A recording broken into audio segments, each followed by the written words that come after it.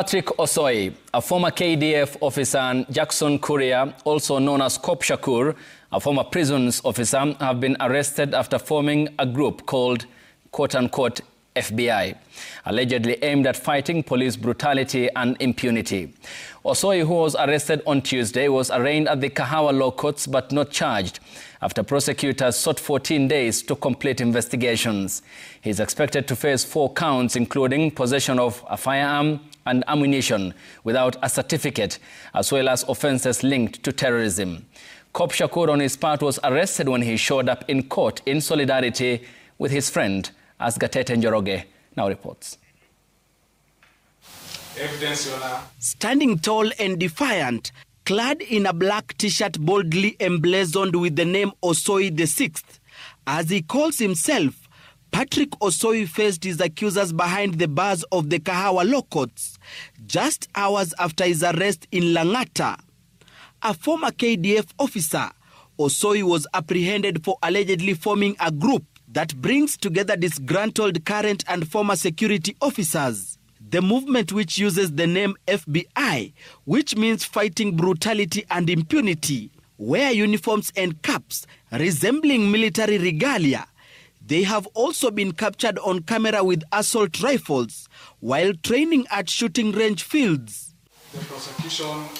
Osoi, who is the team leader of the movement out to probe police excesses in the country, was not charged after the prosecution requested for 14 days to detain him to complete investigations. Police say Osoi was arrested on suspicion of engaging in activities prejudicial to public order, national security and peace maintenance. Osoi is expected to face charges of preparing to commit a felony, possession of firearm, possession of ammunition without certificate, and offences relating to terrorism, recruitment and facilitation. Because this application... Lawyers representing Osoi in their submission asked the court to allow them cross-examine the investigating officer, Jackson Kuria, before arguing the application on whether their client will be released on cash bail or not. An application that the court granted and directed that the case be heard on Thursday. Present in court during the proceedings was Jackson Kuria, famously known as Cop Shakur, a former prison officer who was dismissed after supporting the Gen Z cause in 2024 by carrying placards bearing anti-Ruto slogans.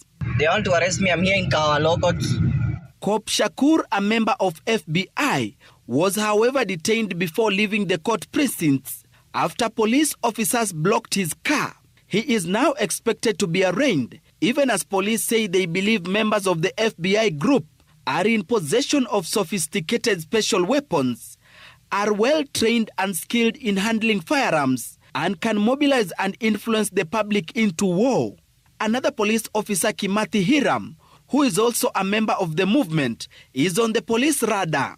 Gatete Njoroge, Citizen TV. Time for a break here on the broadcast. When we come